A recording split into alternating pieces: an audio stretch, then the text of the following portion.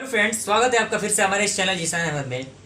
और पिछले लेक्चर में हम लोगों ने मैथमेटिक्स के अंदर all over AQ Aryabhatta knowledge university के लगभग 80% सिलेबस हम लोगों ने कवर कर लिया है। तो आज हम लोग सेकेंड सेमेस्टर यानी जो कंप्यूटर साइंस ब्रांच है उसमें जो सेकेंड सेमेस्टर है उसमें प्रोबेबिलिटी और स्टैटिक्स पढ़ना है। तो उसी के लिए प्रोबेबिलिटी हम लोग स्टार्ट करते हैं। प्रोबेबिलिटी ऐसा नहीं है कि सिर्फ बीटेक में ही पढ़ना है, 11th में भी पढ़ना है, 12th में भी पढ़ना है, कहीं ना कहीं ये काफ़ी इंपॉर्टेंट पोर्शन है। तो कोई भी क्लास के बच्चे इसे आसानी से देख सकते हैं, काफ़ी बेसिक तरीके से बताया गया है प्रोबेबिलिटी। तो चलिए बिना किसी इंतजार के वीडियो शुरू करते हैं। तो हमारे सामने दिया गया है प्रोबेबिलिटी। ओके, तो सबसे पहले एक छोटा सा डिफिनेशन देख लेते हैं हम लोग प्रोबेबिलिटी का, आखिर प्रोबेबिलिटी होता क्या है। ओके, तो कह रहा है कि probability is a concept which numerical measures the degree of certainty of the occurrence of event. Okay, और उसके बाद एक पॉइंट है कि if E be the set of an event, यानी ई क्या हो, सेट ऑफ एन इवेंट हो, then the probability of E is written as P of E. तो उस प्रोबेबिलिटी को हम किस तरह डिनोट करेंगे, पी ऑफ ई से डिनोट करेंगे।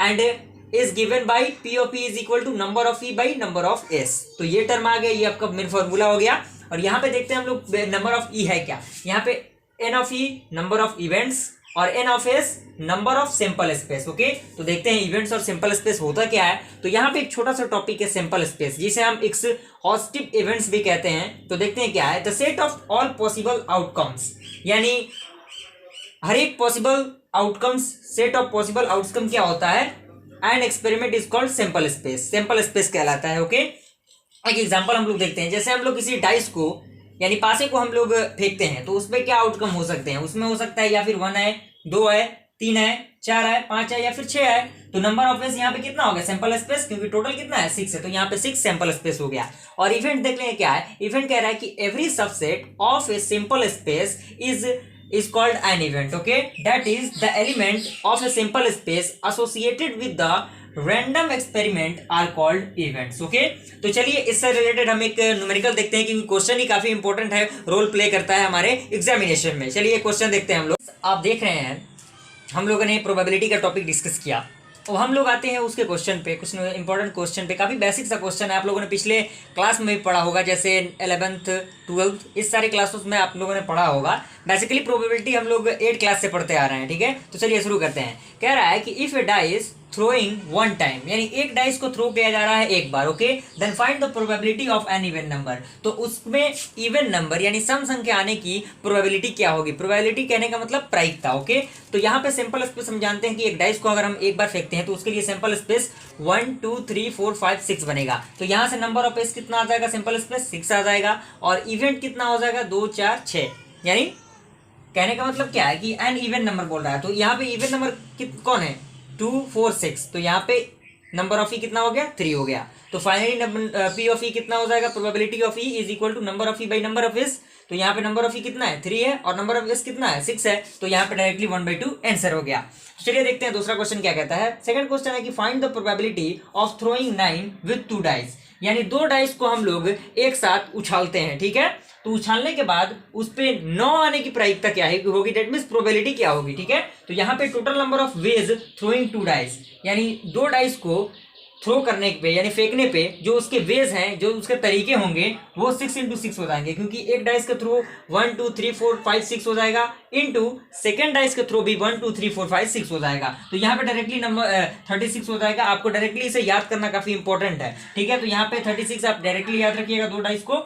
और यहाँ पे नंबर ऑफ वेज गेटिंग 9, यानी 9 आने की प्रायिकता यानी प्रोबेबिलिटी, तो 3 + 6 ऐड करेंगे तो 9 हो जाएगा। फिर 5 + 4 4 + 5 9 6 + 3, तो इतना ही हमारा इवेंट बनता है, इतना ही हमारा क्या बनता है, कॉन्सेप्ट बनता है 9 को आने के लिए। ओके, तो यहाँ पे नंबर ऑफ ई कितना हो जाएगा, 1 2 3 4, तो यहाँ पे नंबर ऑफ ई 4 हो जाएगा। और finally the required probability is P of E is equal to number of E by number of S is equal to 4। Number of E कितना है, 4 है, और नंबर ऑफ एस कितना है, 36 है। तो फाइनली 1/9 आंसर आ गया। ठीक है, तो चलिए अगला क्वेश्चन हम लोग देखते हैं अगला लेक्चर में। ठीक है फ्रेंड्स, हम लोगों ने अभी तक 2 क्वेश्चन कंप्लीट कर लिया है। ठीक है, तो आपके पास ये तीसरा क्वेश्चन दिखाई दे रहा है बोर्ड पे। इसमें कह रहा है कि find the probability of following in the tossing of 2 coins, यानी 2 कॉइन को टॉस करना है और उसके थ्रू प्रोबेबिलिटी फाइंड करना है। वो प्रोबेबिलिटी है क्या। तो नंबर 1 कह रहा है कि 1 हेड, एक हेड होना चाहिए। और सेकंड कह रहा है एटलीस्ट वन हेड, यानी कम से कम एक हेड होना ही चाहिए। तो सबसे पहले प्रोबेबिलिटी फाइंड करने के लिए हमें सैंपल स्पेस की जरूरत होती है। ओके, तो sample space tossing of two coins का सैंपल स्पेस क्या होगा, head head, head tail, tail head, tail tail. तो ये आपका प्रोबेबिलिटी हो गया, जो कि नंबर ऑफ एस कितना हो गया, 4 हो गया, 1 2 3 4। तो ये आपका नंबर ऑफ एस 4 हो गया। और एक नंबर कह रहा है वन हेड होना चाहिए, यानी A is equal to event of having one head, A is equal to head tail tail head. तो number of A equal to कितना, 2 हो गया नंबर ऑफ ए। ओके, तो यहाँ से पी ऑफ ए कितना हो जाएगा, number of A by number of S. तो नंबर ऑफ ए कितना है, 2 है, और नंबर ऑफ एस कितना है, 4 है, तो 1/2 आ गया। और यहाँ पे कह रहा है B is equal to even at least one head, यानी कम से कम एक हेड होना चाहिए। तो एक head, head tell, head head, tail head, यानी एक हेड, ज्यादा से ज्यादा 2 हेड भी हो सकते हैं। तो number of B is equal to 3 हो गया। तो पी ऑफ बी कितना हो गया, number of B by number of S, ये 3 हो गया और ये 4 हो गया, डायरेक्टली आंसर। अगला क्वेश्चन हम देख रहे हैं, चौथा क्वेश्चन क्या कह रहा है।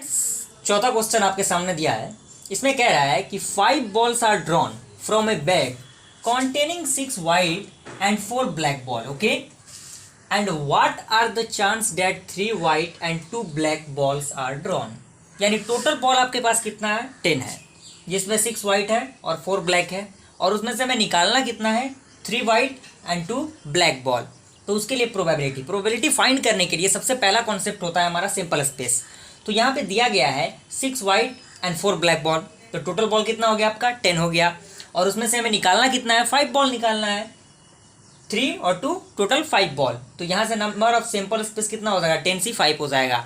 और सिंपल से ये कॉम्बिनेशन वाला फॉर्मूला जो कि 11th में हम लोगों ने पढ़ा है, NCR is equal to n factorial R factorial by n minus R factorial, उसी फॉर्मूला पे हम लोगों ने इसे सेट कर दिया है। और यहाँ से NCR 10 factorial 5 factorial and 10 minus 5 factorial, यहाँ पे 5 फैक्टोरियल आ गया। यहाँ से सिंपल हम लोगों ने इसे सॉल्व किया, ये 5 फैक्टोरियल से 5 फैक्टोरियल कैंसिल हो गया, और 5 फैक्टोरियल हम लोगों ने 5 4 3 2 1 लिखा। और इसको सिंपल सा कैलकुलेशन है, आप कैलकुलेशन करके देखिएगा, यहाँ से 252 आ जाएगा। और यहाँ से हमें क्या करना है, let A is equal to event getting 3 white and 2 black balls, यानी 2 white और 3 white और 2 black ball फाइंड करना है। तो नंबर ऑफ ए कितना हो जाएगा, 63 क्यों होगा, क्योंकि 6 white बॉल है और उसमें से हमें 3 निकालना है, तो 63 हो जाएगा इंटू 4C2, क्योंकि 4 ब्लैक बॉल है और उसमें से निकालना कितना है, 2, तो यहाँ से 2 हो जाएगा। और उसी फॉर्मूला पे हम लोग सेट कर देंगे, सिंपल सा कैलकुलेशन है, इसको आप लोग सॉल्व कीजिएगा तो आपके पास आ जाएगा 120। ओके, तो यहाँ से simple P of A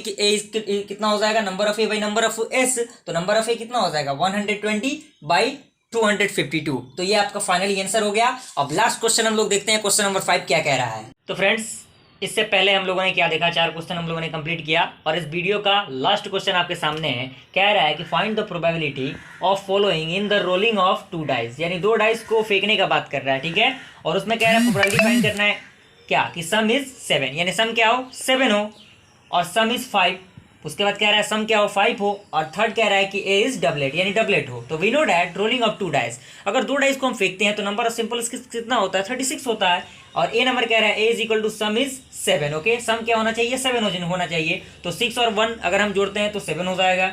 5 2 7 3 4 7 3 4 7 and 2 5 7 and 1 6 7। तो यही हमारे पास फंडामेंटल जो सीक्वेंस है, सेट है, ये तैयार होगा। और यहाँ पे नंबर ऑफ ए कितना हो जाएगा, 1 2 3 4 5 6, नंबर ऑफ ए 6 हो गया। और पी ऑफ ए अगर हमें फाइंड करना है तो number of A by number of S हो जाएगा। तो नंबर ऑफ ए कितना है, 6 है, आइए 36, तो कट के कितना आ गया, 1/6 आ गया। और बी कह रहा है कि सम इज 5, सम 5 होना चाहिए, तो वहाँ पे उसके लिए 1 5 1 4 2 3 3 2 1 4 ये हो गया। तो यहाँ से नंबर ऑफ बी कितना आ गया, 1 2 3 4 4 आ गया। और यहाँ से पी ऑफ बी कितना आ गया, number of A by number of S, तो नंबर ऑफ ए कितना है, 3 है, और ये 4 है, और ये 36 है, तो कैंसिल होकर 1/9 आ गया। और यहाँ से कह रहा है सी इज हैविंग डबलेट। डबलेट कहने का मतलब क्या है, दो चीजें सेम हो, यानी एक जैसी हो। तो सी इज इक्वल टू 1 1 2 2 3 3 4 4 5 5 6 6, और नंबर ऑफ सी कितना हो जाएगा, 1 2 3 4 5 6 हो जाएगा। और इसलिए पी ऑफ सी कितना हो जाएगा, number of C by number of S, number of C कितना है, 6 है, ये 36 है, कैंसिल होकर 1/6 आ गया। ओके, तो आई होप आपको ये वीडियो पसंद आया। तो वीडियो को लाइक कीजिए, ज्यादा से ज्यादा शेयर कीजिए, और कमेंट के जरिए अपने ओपिनियन को जरूर बताइए। चलिए मिलते हैं अगले वीडियो में, तब तक के लिए थैंक यू।